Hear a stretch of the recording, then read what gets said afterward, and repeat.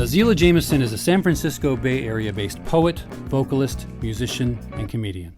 She is also an MC who has learned from and graced the stage with some of the finest people in entertainment today. She has competed on and or coached 12 national slam teams and has performed poetry and music across 3 continents. Until she retired in 2014, she hosted and co-produced the Oakland Poetry Slam and Open Mic, an ongoing monthly poetry slam in Oakland, California, as well as performing at venues around the San Francisco Bay Area and the country. She has collaborated on music recording projects with the Rondo Brothers and is embarking upon a career as a stand-up comedian. Her first collection of poetry, Evolutionary Heart, was released by Nomadic Press in the fall of 2016. Nazelah is well known and beloved for her work with Spearhead and the French music group Les Nubians, and her love of hip-hop translates onto the stage. You can find out more about her from her website, nazelah.com, on Facebook under her name Nazelah. You can also find her videos on YouTube, and you can find her on Instagram at supernaz_your_superfriend.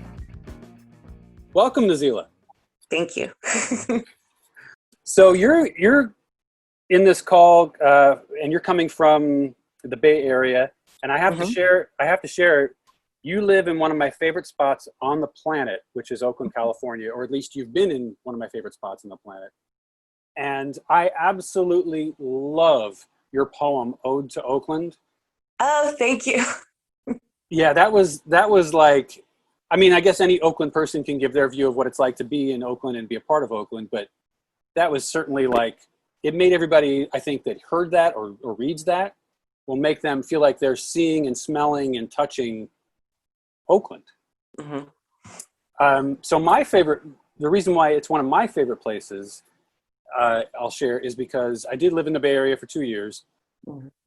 And a friend of mine was friends with Jamie DeWolf, who does Tourette's Without Regrets. You have performed in that monthly variety show, which is really what it is. It's a variety show. And I knew the first moment I stepped foot in that space that I was going to love this show, and went back numerous times. Rap battle, like improvisational rap battles, the song, what do you call it? Where you play a song in the beginning and there's 11 people and 10 chairs. That's how the show started that night. Chairs, yeah. Whoever won got a free beer. I mean, it was so many different things. There was burlesque, and that was before I even started producing burlesque. It was so amazing. And the reason I love Oakland so much is because unlike here in New York, or even in San Francisco proper, the peninsula, as great as they are, there's a self-segregation that happens. And I think it's because, a bunch of Italians moved to New York and their family did, and now they're all on this block. And now here's all the people from Afghanistan are on this block. And it's not necessarily like, this is our space, stay away. It's just kind of how it happened, perhaps. But Oakland, it seems like it's an intentional thing to ensure that all the cultures are mixing together. And then on the weekends when there are block parties, all the foods are there, all the music is there, all the different types of dance is there. How do you not fall in love with that? Right. I've heard other people talk about coming to Oakland and just finding the diversity in Oakland. It's just a very comfortable space. Like, that's part of the poem is how Oakland made me feel, because I live in Berkeley now, but I've been out in California like 26 years, and most of that time I lived in Oakland. And, the whole time I produced the Oakland Poetry Slam, when I was on Oakland poetry teams, like, I was actually living in Oakland, and that's how it made me feel. It was like, going to your cousin's house. Like, where everything is, you feel comfortable. Whoever comes there, is already like you already feel comfortable. It's like a family feeling. And it reminds me, I grew up in the South. And when I first got to Oakland, that's what it reminded me of. It had a Southern, like, sort of, hey, how you doing kind of feel, where people aren't necessarily trying to, sort of keep a wall around them. It's like, they're doing the opposite. They're actually trying to check you out and see what you're doing. It saddens me that in more recent years, the techies have come. And so Oakland's starting to get gentrified in areas. And it's not necessarily losing that feel, but it's sort of like moving into other parts of Oakland. Like it's kind of, reducing. And the rent is so high that like, I know a lot of artist friends who can't even afford to live in Oakland anymore.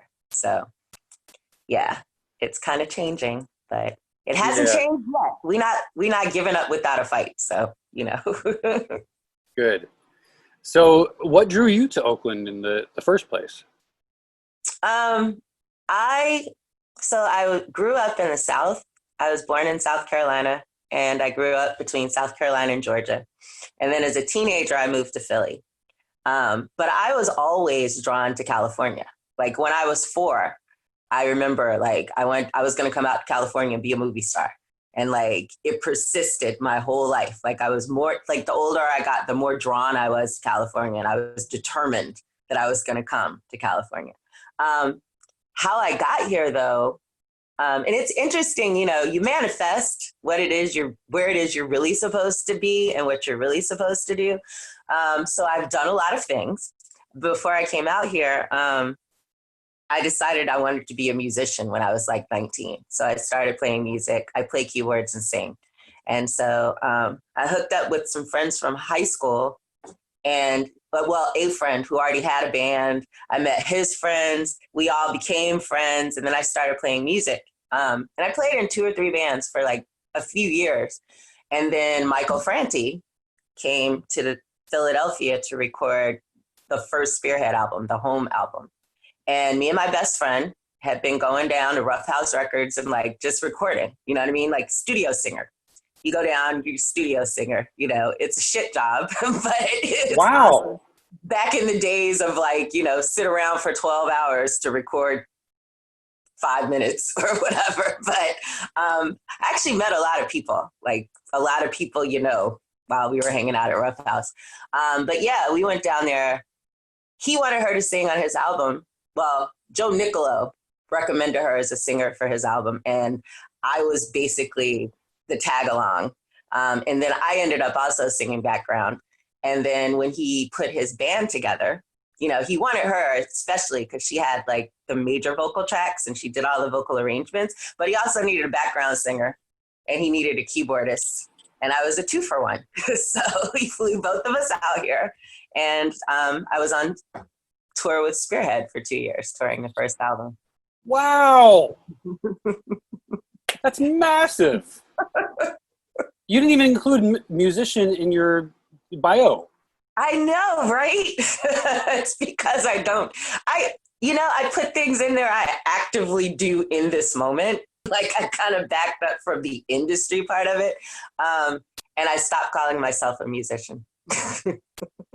But as far as you being an artist, that is part of your repertoire, right? I've recorded quite a few times since then. I recorded an album with Rondo Brothers. Like I'll still record. Like there's a few things I say I'll never do again. And then like somebody comes and it's like, I love you, Nas. Will you do this thing? And I'm like, okay. So, And so now, does that mean that you have issues with boundary setting, or is that just that you love being a creator, being part of these projects? It's a little bit of both, but also like I do really enjoy creating music.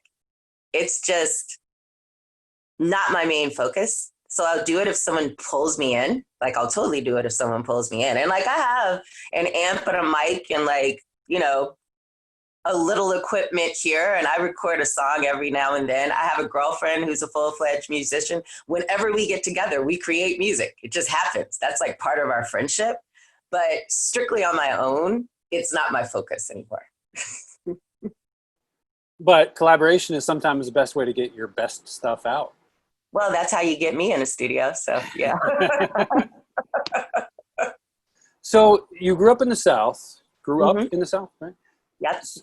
What was it you were following when you were moving? Because you were in Philadelphia, you ended up in California eventually. What were you following? So it was basically a bunch of family stuff. I moved around with a lot of different parts of my family growing up. My grown sister raised me mostly from when I was 5 to when I was like 15. But I lived with a lot of different relatives. Like, my mother was much older because I was adopted, and she was sick like most of my life. She died when I was 16, but like most of my life she was sick. And so she sent me to various relatives. So like I lived in Florida for a while till I was like 1.5. And then my aunt sent me back. And then I went to New York to live with my sister and her first husband. And then they got divorced and sent me back. And then I went out to a farm in South Carolina to live with my aunt. And then she got sick and sent me back. And then I went to Atlanta to live with my sister. You know what I mean? So I moved around a lot. I kind of grew up nomadic.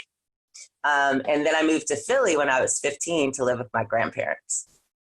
Because basically my sister was moving back to South Carolina and she gave me a choice. And she was like, you can either come back to South Carolina with me or you can go to Philadelphia to live with your grandparents. And I had spent enough time in a podunk town to last me. Like all I wanted to do was leave South Carolina. That's just all I wanted to do. And the thought of going back was just like, I'll go anywhere else. And I also moved to Philly to be closer to New York because I've always been a performing artist. Like in Atlanta, I went to a performing arts high school. When I moved to Philly, I ended up going to a performing arts high school, and New York is right there. And so I figured that would be convenient on my way to California, basically. Yeah, I think you and I share a couple things in common. I've moved around the country all my life for the most part. So how do you feel that the traveling colored your outlook? Well, first of all, I think it prepared me for touring.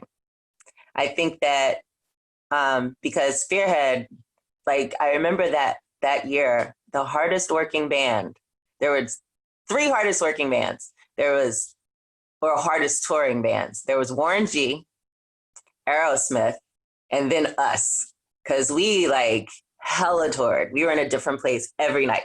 Like we do a North American tour and we'd hit, 56 dates in 60 days with like 3 travel days and 1 day off. You know what I mean? Like in a different place every single day. Like, and I think I make the comparison to my best friend who was in the band with me because she didn't enjoy touring well at all. You know what I mean? She felt uprooted. She didn't like the different changes because we were in different places. And for me, it was like another adventure. It was like my childhood. It was like, wow, let's go someplace else. Like I was down. But for her, she'd been in the same place her whole entire life. And so to be in a different place all the time just kind of really wore her out.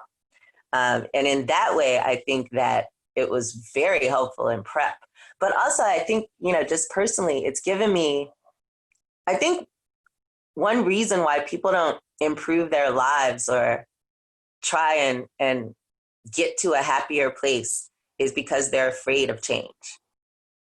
And it doesn't matter if the results of the change will be positive. It's the change part. It's like, yeah, but it'll change and I'm really comfortable here. And even though it like sucks, I know it, you know what I mean?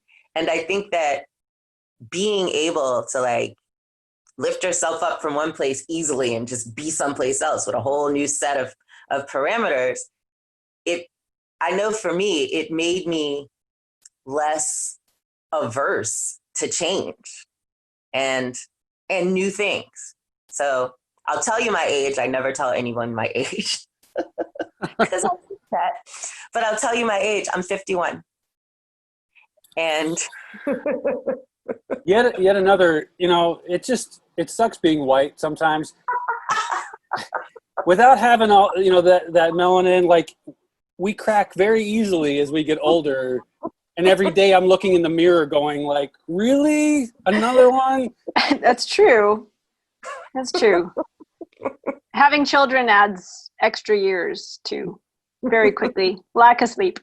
But then so does touring though for, It does. Sure. Touring adds a lot of age. You're like, whoa, what just happened? Well, you certainly don't look 51. You look fantastic. Yeah. Thank you. I'm very jealous. Thank you. But, at 50, last October, I did my first stand-up ever. I decided I went. How did this happen? I've been talking about it for a few years because I've been hosting shows and emceeing for like 20 years. And I'm funny. But I'd never really ventured into stand-up comedy. The reason actually that I wanted to venture into stand-up comedy is because I felt like as a performer, I could do that until I die, because you don't have to be pretty and young to be a comedian. Like, I look at Mom's Mabley. She was old and toothless, and she was still funny and working. And I figured that was one profession I could always have. A friend of mine who's a comedian here put me on to another comedian who does this show called I Think I'd Be Good at That. And basically they bring a newcomer and a bunch of seasoned comedians together, and they help me write my material. And then I headlined. And so that was my first experience doing stand-up. But all that to say, like, I started this new thing at 50. You know what I mean? Last night, I had my first voiceover class, because now that's a new thing I'm starting. And I feel like all that nomadicness really sort of, like, I'm not afraid of doing new things, and I'm not afraid of change. And the stand-up comedy, I mean, I don't know. First of all, like, that is the final frontier. I do not see myself ever going that route, because when I was producing burlesque shows, I was producer, director, blah, blah, blah. One of the things I was the MC. Right. Just that little bit of time in between little routines was nerve-wracking enough. And the thought of doing what my professional comedian friends do, which is they constantly have pieces of paper in their back pocket where they're writing these new comedy ideas out. And they all tell you, you have to fail and fall on your face for about 3 years before you can really figure it out. No way. I'm done. I'm not even starting. Like, well, like you, you know, I have emceed for years, and comedy was daunting. Like, I love emceeing. I swear to God, I feel like I'm not doing shit. I'm just standing there, like, basically saying things off the top of my head. And, you know, a lot of times it's funny, but every now and then, like, the joke hits the floor. But the cool, comforting thing about emceeing is that it's not about me. I'm just there to facilitate. So if you don't think it's funny, that's fine. Coming up to the stage next is Isaac. So enjoy him. You know what I mean? But the thing with stand-up, it's like, you don't think this is funny? Well, awesome. No one's coming to save me. So I guess I better keep going. right? What were you in the middle of? And where did that put you in the quarantine? And where do you see yourself once we get back to some sense of human normalcy?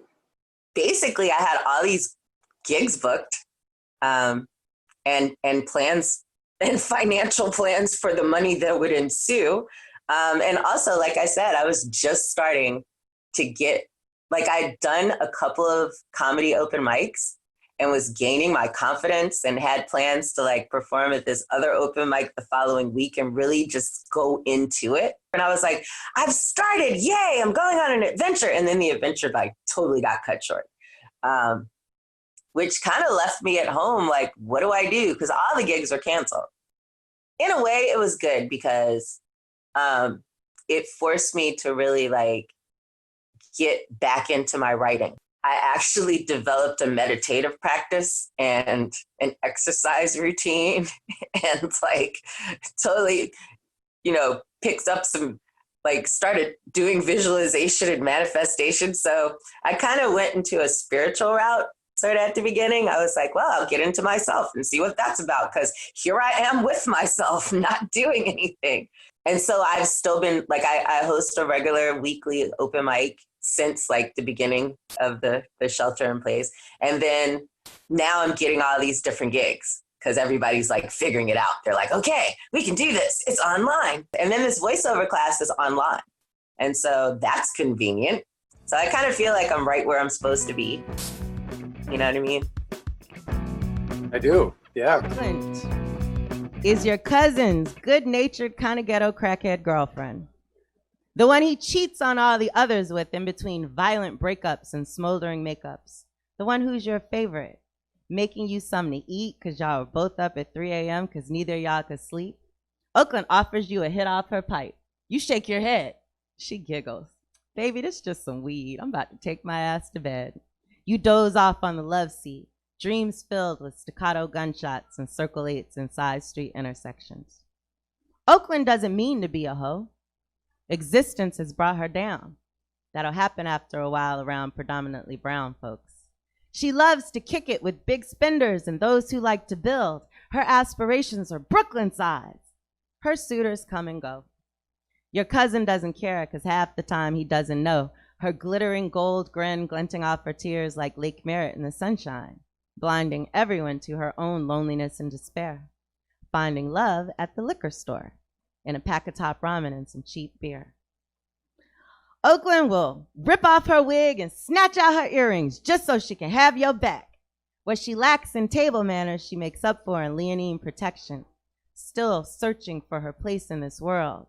Still hoping for inexpensive affection. Oakland will pick your daughter up from jail, where your ass sits arrested at 4 a.m. Oakland can't afford your bail, but she'll try her best to secure you a street loan, and well, she might have to sell all your shit while you're gone. But you'll forgive her. She'll soon be coming around the corner in your cousin's beat-up scraper, bringing blunts and smiles and hugs and all the other comforts of home. Thank you so much.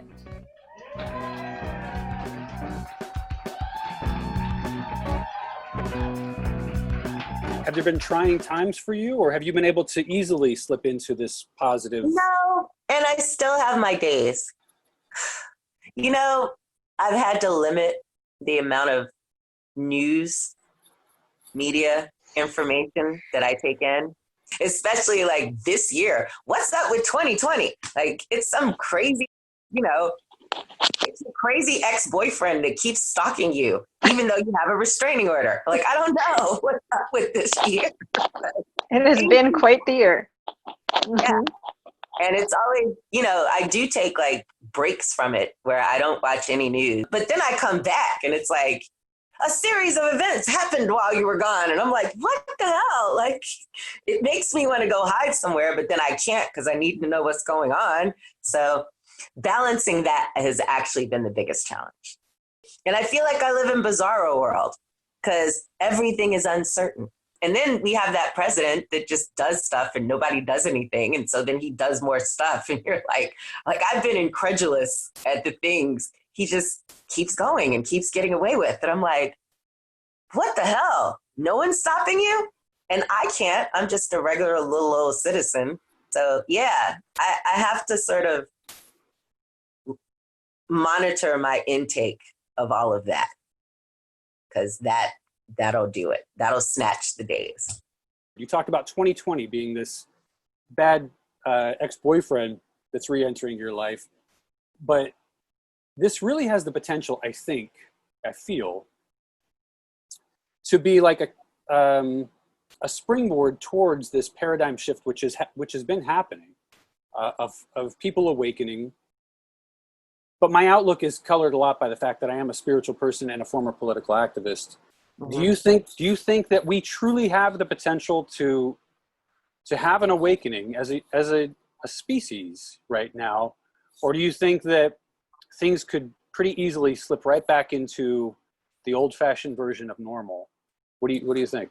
To tell you the truth, I don't think we'll ever be the same. Like, I don't think anything can really slip back into the old version of normal just because, and to tell you the truth, I've been thinking that this whole presidential administration, Donald Trump sort of set an atmosphere for a lot of people's ugly to just come bubbling up, like in all sorts of ways, racially, gender-wise, like, people's real sort of selves, just, because he opened that door. He was basically like, be your dysfunctional, evil self in public, and I'll celebrate it. And so a lot of people that otherwise would have at least tried to be polite or PC let their freak flag fly. And I think part of that is why we're here now. I don't think we can go back. I think just on a personal level, people have discovered too much about people who they thought were friends or their close family or whatever throughout this, who have responded or reacted in certain ways. Like I know friends of mine on Facebook that are like, yeah, I ain't talking to my aunt no more. And I have never not talked to my aunt, but she said some bullshit that I didn't even know she thought, you know, because this is bringing that out. I do think, you know, 2020, you know, it feels like, you know, a whack boyfriend, but I've always liked challenges, even in school. Like I always like the hard that like makes you sweat, because once I get to the end of it, I feel accomplished and I feel like I've learned something. And I feel also like 2020 is that thing. It's like, yeah, it's hard to see all this bubble up at the same time, but I like the fact that it's here, that we can look at it and actually do something, as opposed to like when it's latent and it's just implied and it's so hard to fight the monster that you can't see. But these monsters are baring their teeth. They're like, yeah, I'm a monster. So what? And you're like, great, you've identified yourself. That's awesome. We're coming to get you. And I don't think we can go back from that. Like I thought about that the other day. I was talking to a friend who basically brought up sort of the same question. Like, you know, if there's another administration, you know, will people go back? And I'm like, people can't go back because now your neighbor showed himself to be a racist. So then next year, when there's a different president and a different atmosphere, it's not like he can be like, so, you know, I was just kidding, right? You know, I'm not really that type of person, right? You can't go back.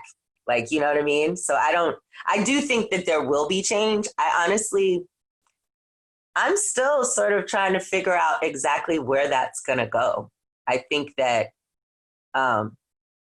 things sort of rise like a tsunami and then they settle down into an actual like workable plan. Like I kind of feel like that's what's happened and kind of to an extent is still happening with me too. It's just like, everybody's a rapist. Okay, let's figure out, you know, the parameters of what that is. And you know what I mean? And I feel like with racism in general, that's how it's going to be. Like right now, it's like, every racist must be rooted out. And at some point, hopefully we'll calm down and be like, okay, let's be constructive and actually like logical and figure this out. So yeah, all that to say, nah, we're not going back. Those of us of a conscience are going through this very, very uncomfortable time. Mm-hmm. And I wonder, first of all, you were hoping to have this done by 7:00 my time, which it is. It's already past that. So I'm not trying to take more of your time. We got started late because of technical issues. Do you still have a few minutes or no? Yep. Okay, all right. So just let me know, because I don't want to take away from another meeting you have or whatever. No, I have some time. All right. This is such just a mixed bag of so many different feelings and emotions and potential changes that could take effect. But it is new, and anything new, anything fresh is not always accurate. Like you're saying with, you know, with labels, and then eventually it subsides.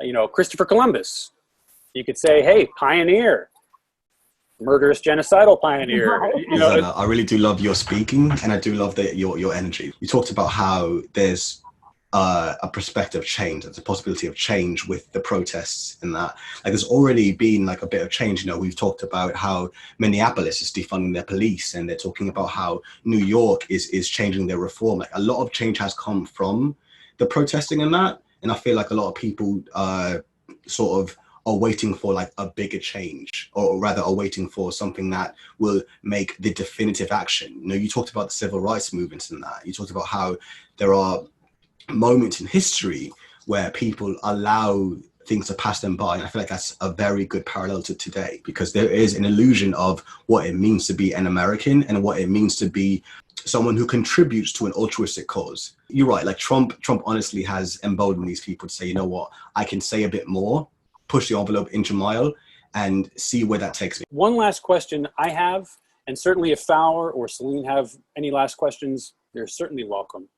But as a Black artist, how would you say that your experience as a Black American artist, how has that been different for you? Have you noticed that being different than your non-Black artist counterparts?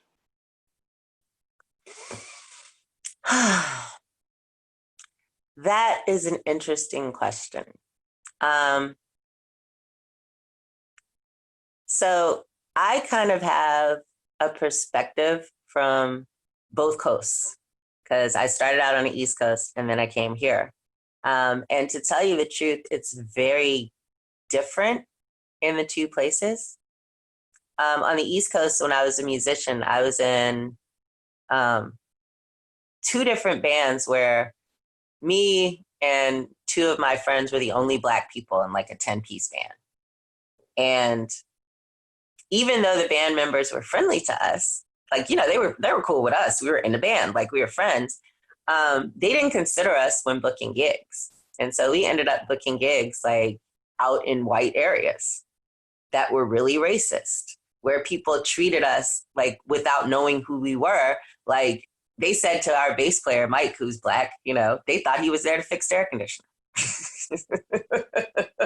You know what I mean? Like, and I remember a couple of times like going to places and they thought that I was there to like, you know, I come in to like play a gig and they tell me they're not hiring. And I'm like, I don't want to be. I mean, why wouldn't you? You know what I mean? Like, and so a lot of my experiences there, because it's not as sort of integrated as California is, even though California is kind of like in the middle. They call it Calabama. But in the metro areas of California, it is pretty like, you know, there's fewer of us, but there's more sort of voluntary diversity, I guess I would call it.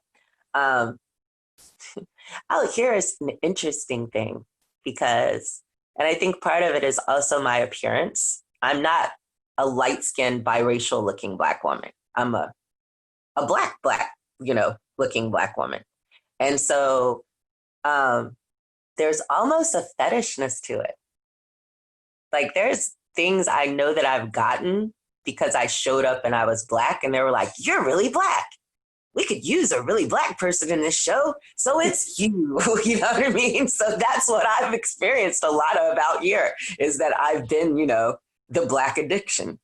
I've been the Black addition to the show, or I'm a twofer. I'm the Black female addition to the show.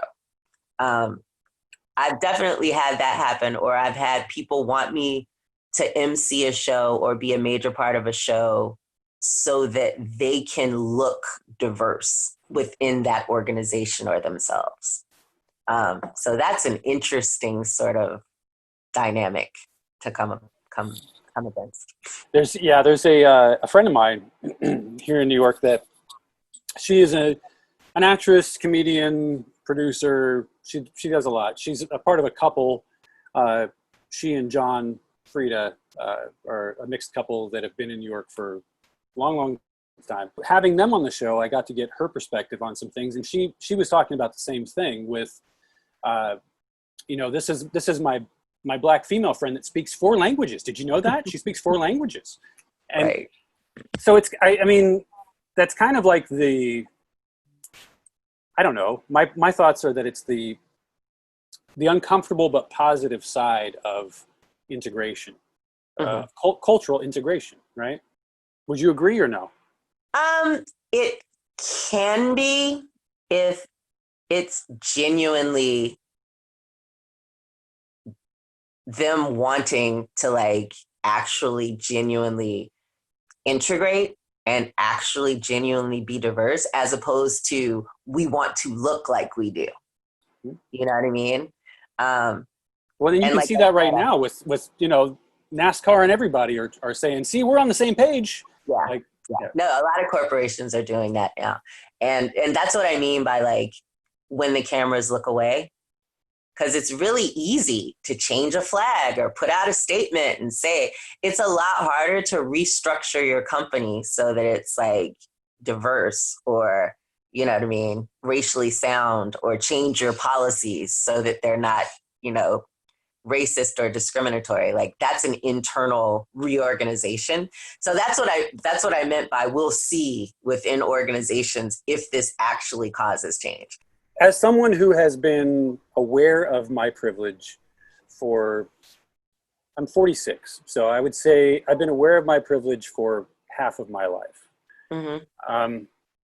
And a spiritual awakening and a political awakening is pretty much what set that in motion, so that I had self-awareness. And that's something you talked about, people being averse to change. And in the theater community, I have dear, dear friends who have gone to posting on social media saying, like, I am not going to apologize for being white. I don't know why everybody's thinking that I'm some kind of villain now, simply because I'm not saying Black Lives Matter.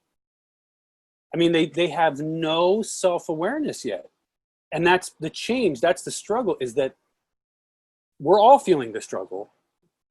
Even people who are not of conscience are feeling the struggle. And the way they're experiencing it is like, look, things have been this way my whole life. And you, other people, have been trying to get in to my comfort zone, and that's not comfortable. Fowler is just trying to interject, when you're used to privilege, equality looks like oppression. Exactly. Somebody said this. I saw someone intelligent say this. I think it was in their book. But white people don't think of themselves as an ethnic race. Like, you don't have to. You grow up, you're just the norm. You're the standard. And then everything else is a deviation from that standard. So then everybody else is other. And that's no less proven to me than how just calling someone white has become an insult. Like, I've read entire blogs on how white woman is just this huge slur, and, you know, calling someone white is the new N-word. And I'm like, really? Where are we? Like, okay. Like, I mean, I can't even be mad. I'm just incredulous. I'm like, what does that even mean? Like, what are you talking about? What the hell? It's fascinating hearing, like, honestly, like, Black people sort of echo the sort of sentiment that you have, because you talked about how there's subtle racism, and while we do try to rationalize these excuses, but we accept that because we know we are Black. We are people who have to think about making other people feel comfortable, because the idea of being coddled, or the idea of being uncomfortable, like, it's a very cultured reasoning. It's like, all right, well, I don't want to be called a racist even though I have racist values. So it's a very sensitive minefield to navigate, especially as minorities. You know, white people do have their own battle to fight, and I feel like as we do sort of have this harmony of strife, that we enter an area where we can all be accepted. But it takes all our parts. You know, my fight might not be yours, Nazelah. My fight not be yours. My fight not be yours, Salim. But so long as we are all striving and grieving against the idea of oppression, then we are fighting for the same thing. And I feel like that optic is what we all need to look at, because if we do have that bigger scope, then we're not looking at this narrow-minded, missing the trees for the forest sort of thought process. But I don't want to take up too much time. I do, you know me, Isaac, I rant, so I'm going to stop now. But yeah, go on. Thank you so much. Thank you for having me.